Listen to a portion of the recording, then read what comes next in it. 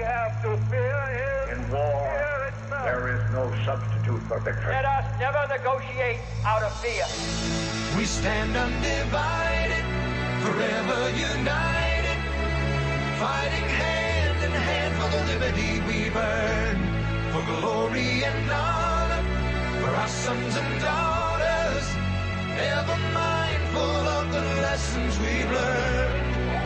Let the torch of freedom burn.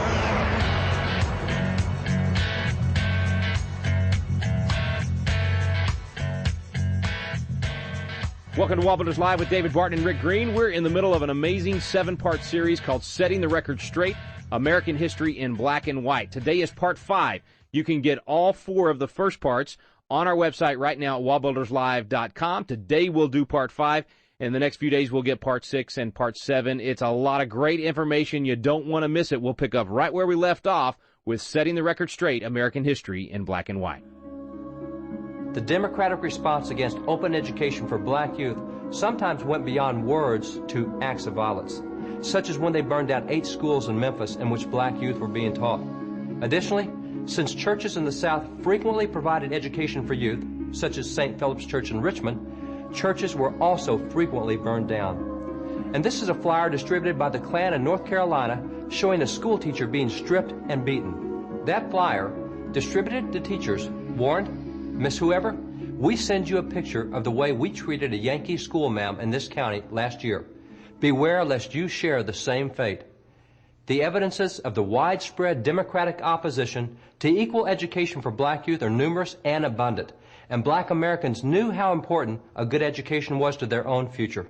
As Representative John Roy Lynch had accurately noted, "No educated people can be held in bondage." And black leaders understood that good education was important not only to black Americans, but also to the future of the country.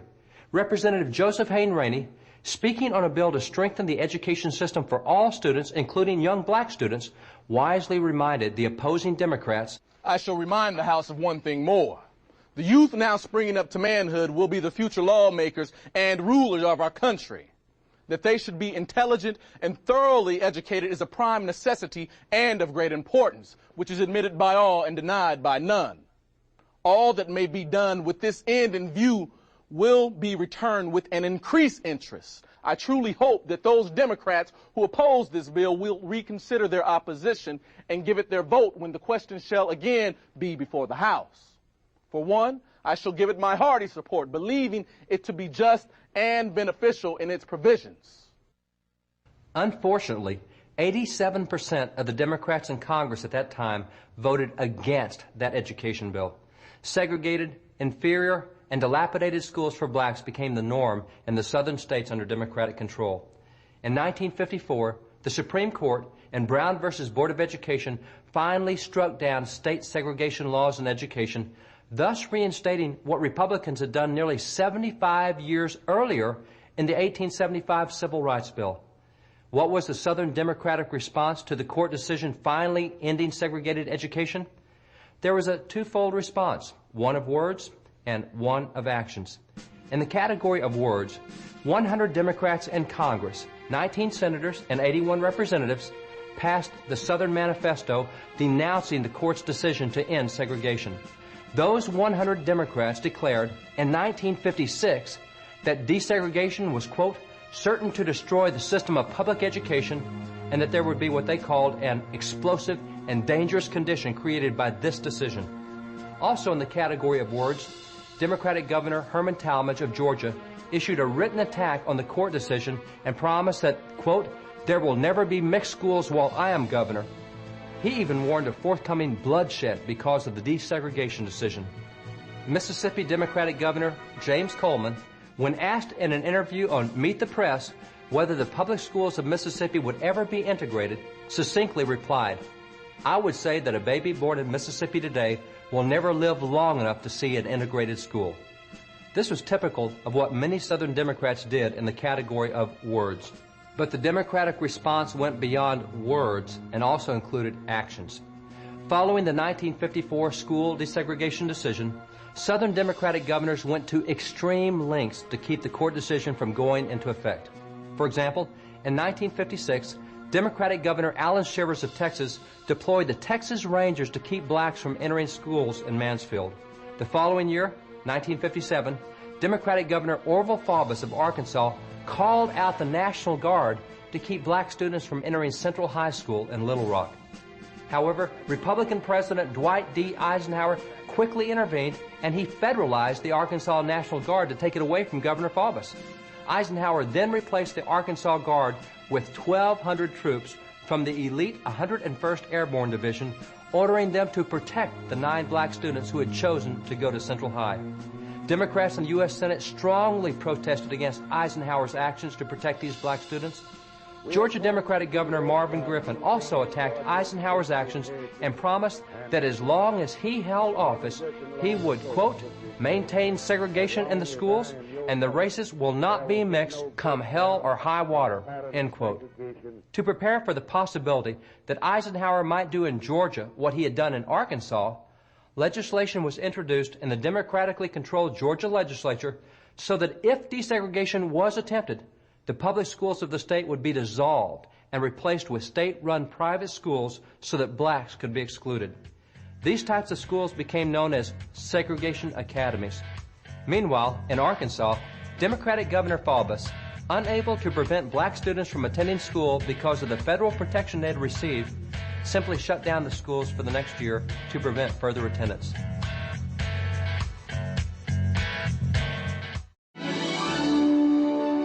Hey, this is Tim Barton with WallBuilders. And as you've had the opportunity to listen to WallBuilders Live, you've probably heard the wealth of information about our nation, about our spiritual heritage, about the religious liberties, about all the things that makes America exceptional. And you might be thinking, as incredible as this information is, I wish there was a way that I could get one of the WallBuilders guys to come to my area and share with my group, whether it be a church, whether it be a Christian school or public school or some political event or activity. If you're interested in having a WallBuilder speaker come to your area, you can get on our website at www.wallbuilders.com, and there's a tab for scheduling. And if you'll click on that tab, you'll notice there's a list of information from speakers' bios to events that are already going on, and there's a section where you can request an event to bring this information about who we are, where we came from, our religious liberties and freedoms. Go to the WallBuilders website and bring a speaker to your area. Let the torch of freedom burn.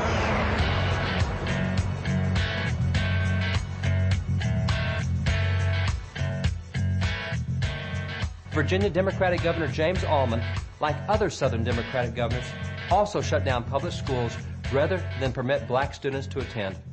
In 1960 in Louisiana, where Democratic Governor Jimmy Davis supported segregation, it required 4 federal marshals to accompany little Ruby Bridges so she could attend a public elementary school in New Orleans. When Ruby entered that school, every other parent in that school pulled their children out of the school, and for the entire year, little Ruby was the only student in that school building, just Ruby and her school teacher from Boston. So deep-seated was the racism among Southern Democratic leaders that when the 1964 Civil Rights Bill became law, Lester Maddox, who became Democratic Governor of Georgia, sold the fast food business that he owned rather than serve blacks in his restaurant. And in 1960, Mississippi Democratic Governor Hugh White even requested that evangelist Billy Graham segregate his crusades, something Graham refused to do. In fact, when South Carolina Democratic Governor George Timmerman learned that Billy Graham had invited African Americans to a Reformation rally at the South Carolina State Capitol, he promptly denied use of the facilities to the evangelist. This type of democratic response against black Americans and the whites who supported them was common across much of the South. And the reasons given by Democratic leaders to justify this disgusting behavior was simply states' rights, the same rhetoric they had used a century earlier, first to justify slavery and the creation of a slaveholding nation, and then to enact laws enforcing segregation and withholding voting rights from black Americans for the next 80 years after the Civil War. During the era of desegregation, in an effort to remake the image of racism so long and so properly associated with the Southern cry of states' rights, Southern leaders began to claim that the Southern Confederate battle flag, the quintessential symbol of a perverted states' rights philosophy, was actually a symbol of heritage rather than hate. Consequently, many today wrongly but innocently believe that the battle flag of the South is about heritage and not about hate, something easily refuted by historical facts and documents. Returning to the school desegregation situation, some Democratic Southern governors did work for integration, including Tennessee Governor Frank Clement, Florida Governor Leroy Collins, and Kentucky Governor Happy Chandler. But these tended to be the exceptions among Southern Democratic governors rather than the rule, and their admirable behavior was clearly overshadowed by the negative behavior of the others. Democratic leaders long stood in the doorways of schoolhouses and told black children, "We don't want you in here to get the good education that our children are getting." Today, as many black students have become mired in urban schools that are often failing or deteriorating, Democrats are once again standing in the doorway. Consider the situation in Washington, D.C., where 84% of the city's students are black, despite the fact that nearly $13,500 is spent each year on every student in the district, an amount almost twice the national average of $7,500 per student. D.C. schools currently rank among the worst of all schools in the nation. Congress therefore moved to provide help by providing a $7,500 voucher for low-income students who are trapped in failing schools, a voucher they can redeem to attend a better school, a school chosen by that student and his or her parents. When that congressional proposal came to a vote, only 1% of Democrats in Congress supported vouchers and parental choice in education, even though nationally, nearly 70% of African Americans with children support educational choice. While Democrats once stood in the doorways of public schools and told black students, "We don't want you in here," they're again standing in the doorways of public schools, this time telling black students that they don't want them out, that they want them to remain in failing schools. It appears that for a century and a half, Democrats have often taken wrong positions on educational opportunity for black Americans. Returning back to the 19th century, Representative John Roy Lynch, a congressman from Mississippi, was mentioned earlier. He had grown up as a slave until freed by the Emancipation Proclamation in 1863. Within a decade, he had become Speaker of the House in Mississippi and later received presidential appointments from Republican Presidents Benjamin Harrison and William McKinley. Lynch was appointed an Army officer during the Spanish-American War, earned a law degree, and was the chairman of the Republican Party in Mississippi. He was a leader who served his state and his nation well. In 1884, John Roy Lynch became the first black American to preside over a national political convention, the Republican National Convention in Chicago. Lynch's love for his country was still very evident and reflected the patriotism still evident among African Americans today. I love the land that gave me birth. I love the stars and stripes. This country is where I intend to live, where I expect to die, to preserve the honor of the national flag and to maintain perpetually the union of the states. Hundreds, and I may say thousands of noble, brave, and true-hearted colored men have fought, bled, and died.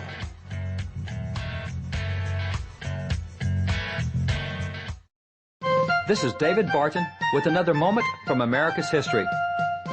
What is the purpose of government? Founding Father Oliver Ellsworth believed he knew.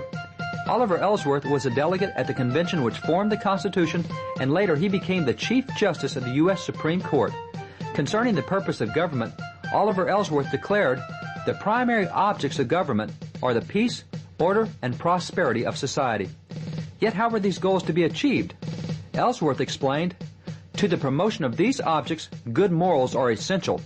Institutions for the promotion of good morals are therefore objects of legislative provision and support, and among these, religious institutions are eminently useful and important." Founding Father Oliver Ellsworth believed government could never reach its goals apart from the help of religious institutions.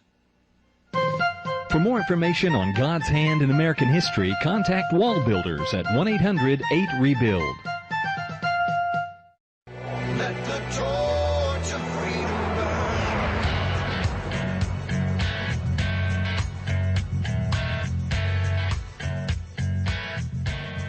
While Lynch was the first black American to preside over a national political convention, he was not the last.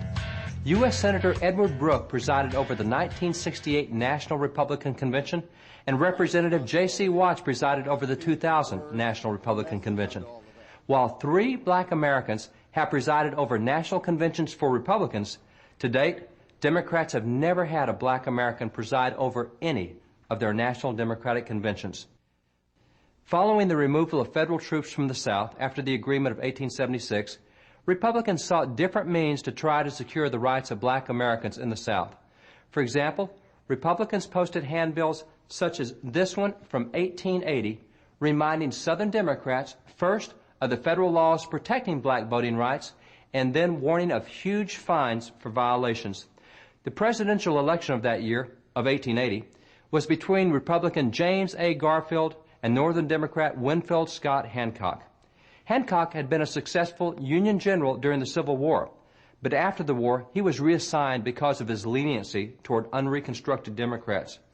Recall that Northern or Union Democrats such as Hancock sought to preserve the Union but not to end slavery or to grant equality to African Americans.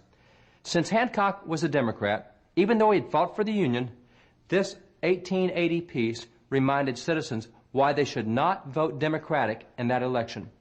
The reasons given in this piece would be considered strong language today. At that time, however, they were nothing more than reminders. The facts recorded in this piece were widely known and understood by voters in that day. Why I will not vote the Democratic ticket. I am opposed to the Democratic Party, and I will tell you why.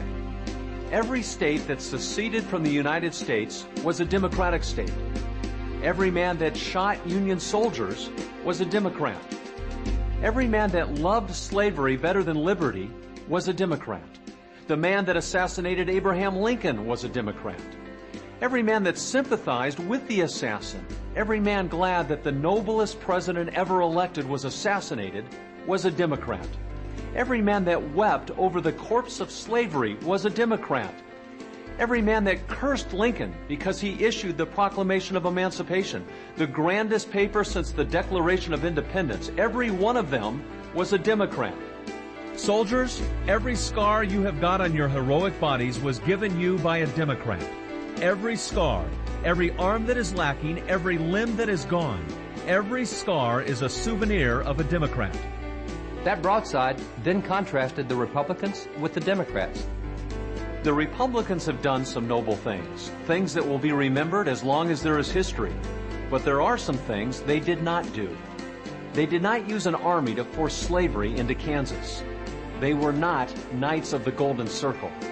They did not oppose emancipation. They were not Ku Klux. They did not scourge and hang and shoot and murder men for opinion's sake. They did not organize the Louisiana White League or the South Carolina Rifle Clubs. They did not drench the South with the blood of inoffensive colored men. The piece concluded with a simple question. Can the Democratic Party and all Democrats say as much?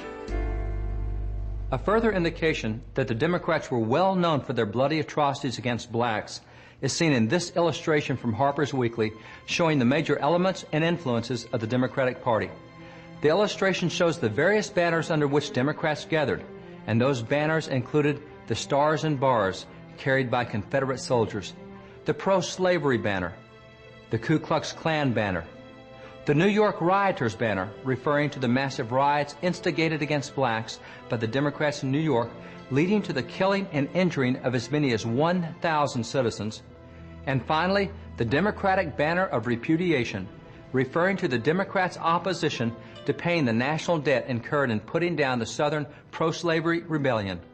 These were the various movements led by Democrats, and Americans in that day knew what Democrats stood for. By the 1880s, a movement called Southern Redemption had begun in earnest. Southern Redemption was a political movement to redeem the South from the Reconstruction Acts and the civil rights laws passed by Republicans, laws and acts that Southern Democrats believed threatened their version of a Southern society. The best way for the Democratic legislatures to redeem their state was to deprive black Americans of their political rights through the passage of state laws that restricted, removed, or even blatantly violated their civil rights, as well as through the prompt repeal of state laws that had suppressed Klan violence. Representative John Roy Lynch, who not only had helped pass the original federal civil rights laws, but who also witnessed their subsequent violation at the state level throughout the period of Southern Redemption, accurately noted, The opposition to civil rights in the South is confined almost exclusively to states under Democratic control.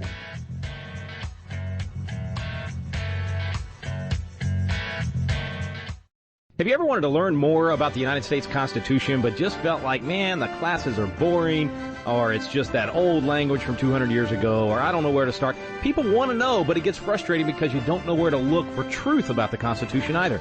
Well, we've got a special program for you available now called Constitution Alive with David Barton and Rick Green, and it's actually a teaching done on the Constitution at Independence Hall in the very room where the Constitution was framed. We take you both to Philadelphia, the cradle of liberty in Independence Hall, and to the WallBuilders Library, where David Barton brings the history to life to teach the original intent of our founding fathers. We call it the Quick Start Guide to the Constitution because in just a few hours through these videos, you will learn the Citizen's Guide to America's Constitution. You'll learn what you need to do to help save our constitutional republic. It's fun, it's entertaining, and it's going to inspire you to do your part to preserve freedom for future generations. It's called Constitution Alive with David Barton and Rick Green. You can find out more information on our website now at wallbuilders.com. Let the torch of freedom burn.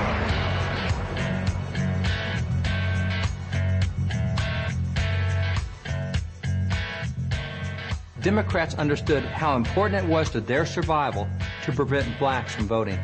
In fact, this illustration from that period shows an allegory of the Bible story of Samson, who lost his strength when his hair was cut.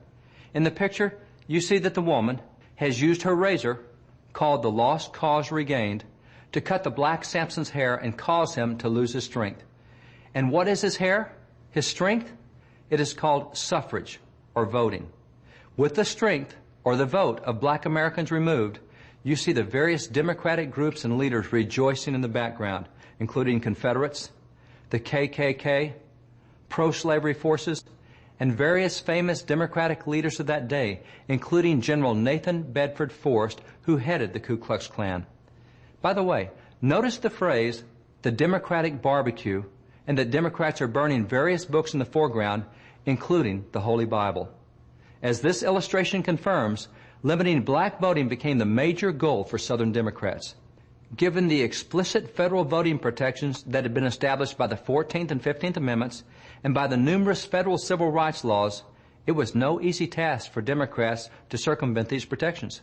It required devious and cunning methods, and Southern Democratic legislatures implemented almost a dozen separate devices to keep blacks from voting. The first device was the poll tax, a fee paid by a voter before he could vote. The fee was high enough that most poor were unable to pay the tax and therefore were unable to vote. And while some Southern whites were poor, nearly all Southern blacks were poor, having just emerged from slavery and not yet having established an independent means of living. Literacy tests were the second means that Democrats used to disenfranchise blacks. Literacy tests required a voter to demonstrate a certain level of specific knowledge before he could vote. In some cases, the test was 20 pages long for blacks, and those administering the test were white Democrats who nearly always ruled that blacks were illiterate. Grandfather clauses were the third device used to disenfranchise black Americans, allowing only those individuals to vote whose father or grandfather had been registered to vote prior to the passage of the 15th Amendment. This law ensured that poor and illiterate whites could vote, but not blacks. The fourth device was suppressive election procedures. This included the use of multiple ballots. That is, a Republican voter might be required to cast a ballot in up to 8 separate locations, or sometimes to vote for each individual Republican on a ballot at a separate location before the ballot would be counted. Democratic officials often failed to inform black voters of this complicated procedure, and their ballots were therefore disqualified. Democrats also used what were called hide-and-seek polling places, moving voting boxes to unknown locations at the last minute and then posting armed guards in case any black should stumble upon the voting box. The fifth device included the use of so-called black codes, later called Jim Crow laws, to restrict the freedoms and economic opportunities of blacks. Representative Robert Brown Elliott reported, among the first acts of legislation adopted by the Southern Democratic states were laws which imposed upon the colored race oppressive disabilities and burdens and curtailed their rights in the pursuit of life, liberty, and property to such an extent that their freedom was of little value. Colored citizens were in some states forbidden to even appear in town. They were required to reside on and cultivate the soil without the right to purchase or own it. They were excluded from many occupations, and they were not permitted to testify in any court where a white man was a party. National observers at that time concluded that the Democratic South was simply trying to institute a new form of slavery through the use of these black codes. Representative Richard Kane of South Carolina agreed. When the government of the United States had made the black man free, when Congress, in the greatness of its majesty, prepared to give to every class of men their rights, and in reconstructing the southern states, guaranteed to all the people their liberties, Democrats refused to agree to the laws enacted by Congress. You Democrats refused to, and I quote, accept the situation.